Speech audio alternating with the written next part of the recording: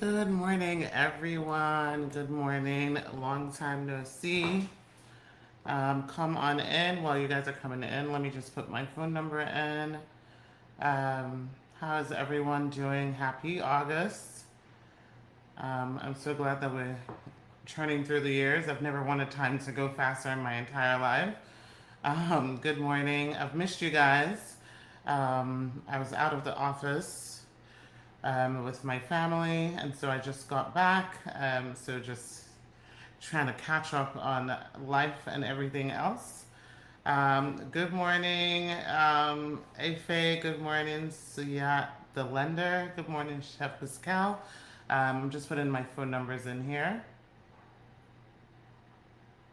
Hope you guys have had, a wonderful time the last 2 weeks. Yeah, someone says I've been logging in trying to reach you. Yes, I was out of the country. I just got back. So I'm just trying to catch up on everything. And, I kind of like, you know, had to kind of like shut out. Sometimes you need kind of like a mental break. So that's what I was doing. But hope everyone is doing good. Hi, Facebook and YouTube. Welcome. If you guys are tuning in for the first time, welcome. My name is Aisha Chidole, and I'm an immigration attorney in Atlanta, Georgia. I represent clients in, all family immigration matters. So we don't only handle marriage-based cases. We also handle consular processing, fiance visas, parent, child parent, of course, spousal visas. We also handle VAWA cases, T cases, which are for victims of trafficking, and U visa cases. So we handle also if you're in removal proceedings, we're happy to assist you with that. And if you are detained, some detention cases we handle, it just depends on the case. So if you want to schedule a consultation, you should. Our number is 678-325-1037, 678-233-2170. So let's get right into it. So first of all, I am very happy to see that, we have been, obviously I've been out for 2 weeks, but, I still was keeping up to date with everything going on at my firm, but very happy to see that a lot of the applicants from previously banned countries in the U.S. Have started to get their green card approvals, and of course, my team has been posting that so you guys can see that, because I truly believe in not just talking, or giving speculations. Like I've always told you guys, like if I'm saying some things because that stuff has become law or it is a fact, as you guys can see, those decisions are being made. Let me tell you something. I've been practicing this a while now, and this is the fastest time that we've seen for marriage-based green cards. As you can see, and that one of the clients I think we posted on Friday, who's from Nigeria. Marriage-based case filed in March, got approval in July. And funny enough, those two clients, when I say two clients, I mean husband and wife, they didn't live in the same household. So this is an example of what I'm saying, where it's not usually about whether you live in the same household or not. What USCIS is looking at is your marriage a legitimate marriage? And if you don't live in the same household, does everything else about your life prove that it is a legitimate marriage and that you have a legitimate reason for not living in the same household?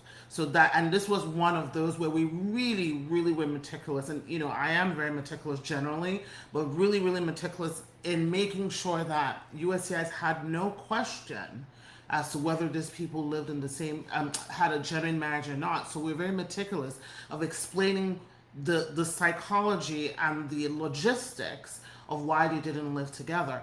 But again, I say that to say if you have a marriage-based case or you're in a family-type petition, so these are the cases that are moving really fast. So a marriage-based case, if you are 21 or over U.S. citizen filing for your parent adjustment of status here in the United States, or if you're a parent filing for your minor child under 21 and you're a U.S. citizen, those three cases are moving fast. I'm talking about 3 months, 2 months, 4 months, 5 months. If it was filed anytime after December, those cases are moving fast.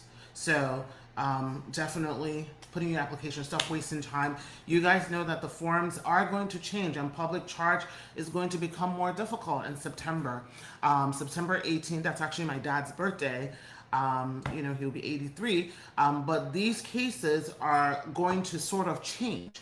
What do I mean by that? You guys have heard me talk ad nauseum about the wealth tests, the public charge rule from the previous Trump administration. So essentially, that's what they're bringing back. The good news is that if you're at a firm, you already know that since May, we've already started doing those applications like that. Once they made the announcement about why should your consular process to be here, again, this is another example for you guys. You're seeing the approvals, even though those of you that are afraid because you're like, oh, okay, they're going to tell us to go consular process. So again, we've been doing that already because I don't like panic and pandemonium. I'm a very organized person. I need to be organized.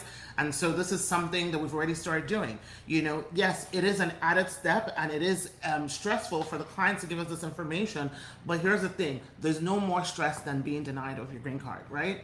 And wondering if you're going to be deported or not. So it is always better to have a strong application going in, or whatever it is. You shouldn't be waiting for September 18th to get your ducks in a row.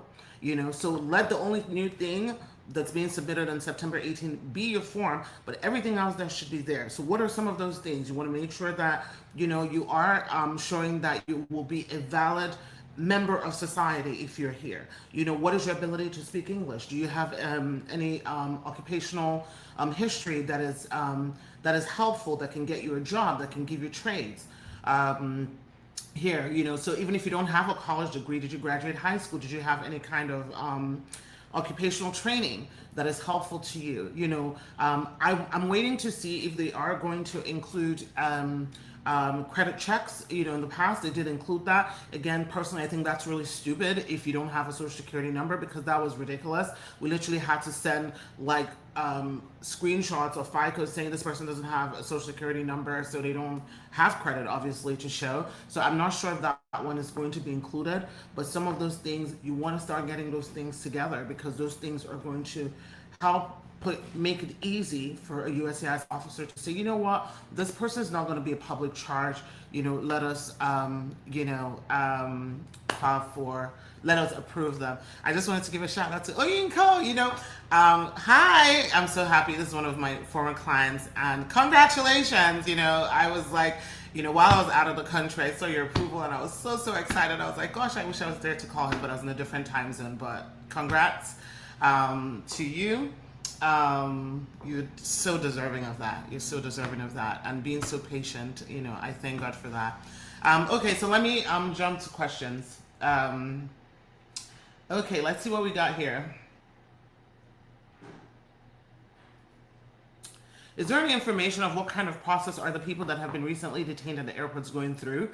Personally, I don't know. It's not happened for any of my clients with what's going on, so I can't tell you. Because again, I don't bring false information. I only give information that I actually know or can say that has happened. I can tell you, though, that if you are a valid applicant, there has been, for a lot of people who have filed for VAWA, and I think they've said, especially males, where they've been detained at the airport to do secondary questioning. Sometimes they either end up, they're basically trying to determine if your VAWA application is legitimate, or sometimes I have heard, again, I have heard, I don't know. Some people were refused entry based on how they answer the question. I can tell you emphatically that it has happened to one of our clients, but after a client was detained, after a client was able to provide all the information, because we give all our clients all the information, we're able to provide what they submitted from their client portal, our client was released back into the United States. So I can only speak for my own client, but again, it is a risky time to travel, so you really need to make sure your ducks in a row. You really need to make sure that you have your attorney on standby, and more importantly, that you're able to save money to pay your attorney, because a lot of people expect attorneys to work for free, but we can't work for free. We need to also survive as well. So, if you're an undocumented, you literally need to have an attorney fund, because it's not a matter of if, it's a matter of when, right? So you need to have an attorney fund so that if you're ever detained for any reason, you're not spending, weeks on end in detention, and you can get out of detention, so that's as much as I can say about the airport cases. Um, okay, let's see what else. My cousin has an interview this weekend, but she can't find her husband. He left the house and she has to look for him, and she can't find him. What can she do? Well, that's not good. Obviously, um, if her husband is not there, I mean, has she filed a missing person report? That's the first question. Like, if my spouse was missing, that would be the first thing I would file a missing person report. What if he's deceased? So that's the first thing to do. Does he not have family members that she can reach out to find out where he is? Because if she does attend the interview by herself, she will be denied because both of them need to be at a marriage-based interview. Unless you are saying that she's experiencing abuse and this is a form of abuse, but with that, she'll need to be screened to determine if she is eligible for VAWA. If she's eligible for VAWA, then she can, attend the interview and explain what's going on and request what we call an abeyance, which is discretionary. They don't have to approve that, but that will be her next best thing if she is eligible. We're happy to speak with her. She can call the office, 678-325-1037. And then we can see if she might have any eligibility there or understand what exactly is going on. But she should make sure that she, you know, files a missing report, if anything. We traveled to Barbados for the interview and we're just told there's a ban. We paid for flight, hotel, and medical. All the money was wasted. So sad. Sorry about that. Well, the flight and hotel definitely feels wasted right now, but let me just provide some more context, which sucks, but I will provide some context on that. The medical is definitely not wasted. So what it is that if your country is on the pause or ban list, if you go to the interview at the consulate and they tell you that, there's a pause, because I don't believe there's a ban for Barbados. I believe what they have is a pause. It's part of the 75 country pause. I'm going to have to check again. It's so hard to remember everything, but I want to say it's the pause.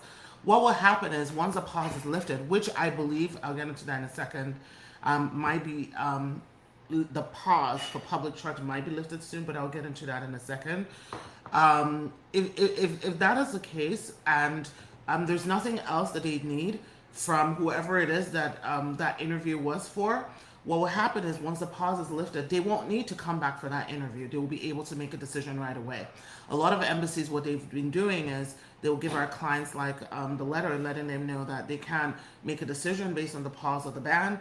That once that is lifted, we can email them and, they usually give like a code or whatever it is so they can prioritize adjudicating those cases. So while it might feel like a waste of time, it's not necessarily a waste of time because you're not going to have to redo that again, God willing. Now, there are going to be some people who go to consular processing and when they get there, they're going to need more information. So in addition to there being a pause or ban, they are going to need to upload more information if that is what is requested. Sometimes they ask for the more information via email, or sometimes they're asking for the information via your, CAC portal. Okay. Someone says, good day. As a citizen, I filed an adjustment of status for my minor kids, 15 and 12-year-olds, who are in the United States via B2 visa. We came together. What questions should be expected for an interview and what would one expect for the process? I mean, that's a long question that I can't answer on the live. But generally, with kids, they're not going to ask you the same kinds of questions as a marriage-based case. But generally, they're going to want to know about, obviously, their relationship with you, schooling, where they live, they know what it is that they're filing. That's just kind of like a summary of what to expect. But again, they are minors, so they don't really like go hard, on those types of questions because again, they are minors. There's only so much you can ask a kid. Okay. And as you said, you came with your kids in 2018, so I'm assuming they were babies, like, when you came here. So it's just going to be a variation of something like that. All right. Okay. Let's see. What else we have?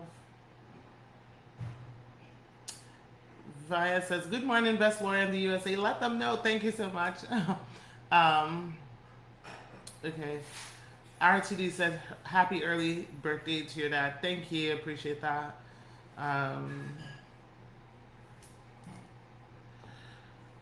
I've been waiting for my green card after an interview it was on April 29, 2025. That's a long time. You might want to consider. So the questions that I want to ask you would be: one, did you, after the interview, did they request additional evidence from you? If they requested additional evidence from you, when was the deadline to submit it? Did you submit that? If there's none of those, and you are, and there's nothing pending on your end, this is a good time to seek congressional assistance. Depending on who your congressman or woman is, sometimes I have to make a decision, like with my clients, strategically, depending on the person's stance on immigration and how willing they are to help advocate for their constituent. If not, you might want to consider threats to sue or filing an actual lawsuit against USCIS, because this has been about a year and 3 months, so that's really a long time post interview not to have a decision if there is nothing that's pending on your own end. If you had an RFE, sometimes that can delay it depending on the RFE. So that's what I would do if I was you.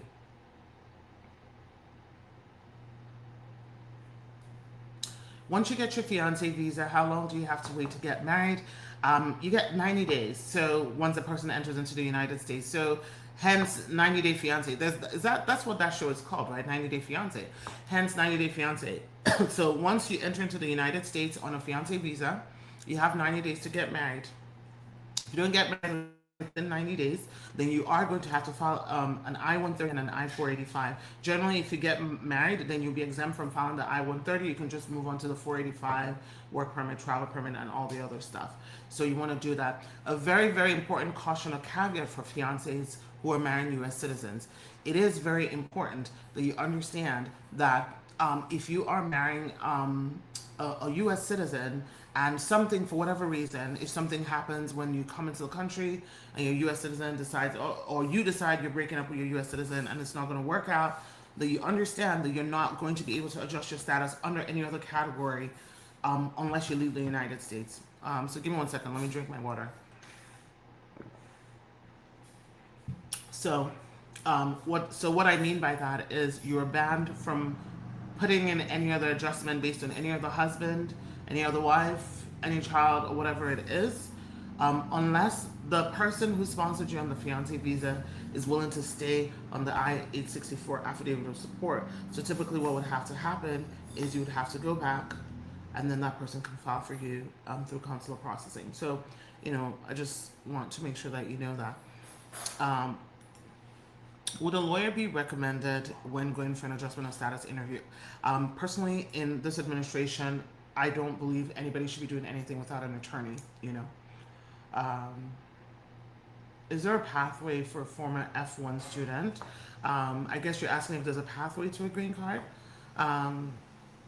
If you're asking that, there are many pathways. It just depends on what you're eligible for.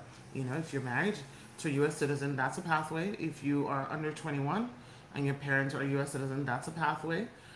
If you are married to a U.S. citizen and you've been a victim of abuse, that's a pathway. If you are a victim of trafficking in the labor force, forced labor, remember, trafficking doesn't mean they literally trafficked you from outside of the country into the United States. Trafficking can occur while you're in the United States, which is basically coercive forced labor, commercial sex act labor. A lot of times, sometimes with domestic partners, there is coercive forced labor as well. Even if it's not like a 9-to-5 job, that can create a path. U visa, if you've been a victim of a serious crime, that can also create a path. So those are all paths that can be created if you have, come out of your F1 status, if you are eligible.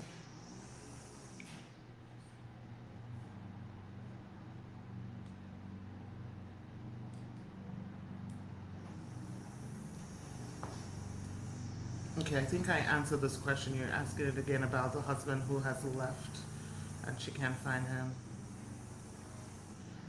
Okay, so Callie Lona says, so you're saying basically that this person's husband leaves the house every time and comes back whenever he wants, but this time is different. Yeah, that person definitely needs a consultation. I suspect that there's other things going on there. And again, this is an example of why I always say, like, when you have something as detailed and personal as this, you're wasting your time doing a live consult and live questioning. Get a consultation and find out what options you have, because you're putting your business out there, which you probably shouldn't. Get a confidential consultation and talk more about what's going on with that spouse, because most spouses don't just come and go out of their marital household and disappear. For whatever reason, whenever I'm on live, like, that's when the lawnmowers decide to come outside. So it's so loud in here. Um, I have an approved I-130 and my immigration case got terminated. Am I in good standing? Congratulations on your I-130 getting approved and your immigration case getting terminated. I'm assuming you're talking about your removal, deportation hearing case, right? Your deportation case. I'm assuming that's what you mean. If that's the case, that's awesome. If your approval is from a U.S. citizen and you're eligible to file for adjustment, then hopefully you filed. I don't know if you filed it in court or or they're terminating it to allow you to file it in with USCIS. But that's a very good sign for you. Okay. Ikram says, can I remarry while my I-751 waiver is pending? Yes, you are permitted to remarry while your I-751 is pending. This is very different for VAWA cases where if your I-360 is pending, you are not permitted to remarry. But in an I-751 case, if your I-751 is based on a waiver, if you're, in this case, if you have a waiver, then your waiver should be at the minimum divorce, or because you obviously have to be divorced to remarry, then you are permitted to remarry. Okay? I know the lawn guys are always coming at the wrong time. It is so annoying. I mean, I'm grateful for them mowing the lawn, but I'm just like, why do you have to do it now at like 10:30 when people are in the middle of work? Like, either come earlier or like later. I don't know. Um, or like during lunch, where most people have lunch. I have a valid case pending, and I have to go to New York from Miami in the next 3 months. Should I travel by TREM? I don't know what TREM is. I don't know what your case is, so I can't advise you on traveling because I don't know what's going on with your case, or if you're a client of ours. If you're a client of ours, you know the process to request travel inquiries, because we have to make sure we do and check your case to make sure that you're in a good place to travel. But definitely it's risky traveling, even domestically, if you don't have a real ID. So you want to make sure that if you are doing a real ID, that you are, ensuring that you have that to make domestic trips. Anthony says, hi, Aisha. I haven't seen any win posts recently. You usually post them on Fridays. Then that means you haven't been to my page. Go check on Friday. Go refresh it, because we had some really nice wins this last Friday. So you can go check the page. Quite a few. So I think you probably missed the post, but it is there.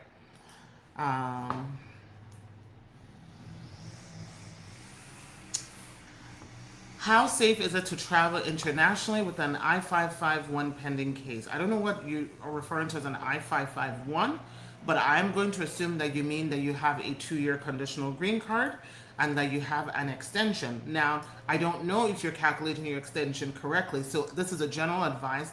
I'm not personally giving you Jamal advice because I don't know what your I-551 expires. I don't know what date you're counting from, but generally, if you have a 2-year conditional green card, you don't have any criminal records, your country was placed on hold or whatever it is, you are just want to make sure that your I-551 is valid. A lot of people oftentimes, let me correct myself, if they get like an I-751 receipt notice, it comes with a 48-month extension, right? So a lot of times people count it from the date they got that extension, but no, the extension starts on the date that your green card expires. So as long as you count that date and it is correct, and you are still within that timeline, then generally it's okay to make an international trip. If your I-551 is based on you getting an added stamp on your passport, then it's going to be based on the date on the stamp. But again, with that, without knowing a person's particular case, did you recently receive an RFE? Did you recently get annoyed?